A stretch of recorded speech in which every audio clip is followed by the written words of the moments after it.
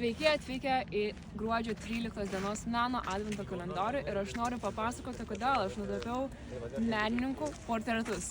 Kadangi aš mėgstu labai daug keliauti ir dažniausiai, kai keliauju skirtingose vietose, miestuose, šalyse, aš užeinu į muziejų ir žiūriu paveikslus. Mes visi žinome tos garsiosius menininkus, tarkim, Van Gogho Saulėgrąžos, Monet vandens lelijos, René Magritte surrealizmas ir taip toliau.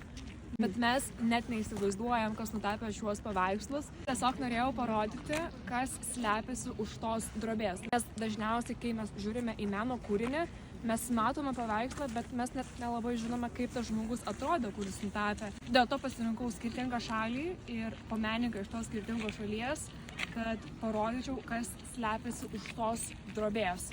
Tai Lietuvai pasirinkau Čiurlionį. Čiurlionis yra jau parduotas ir gavau užsakymą kito Lietuvos veikėjo nupiešimui iš to paties kliento.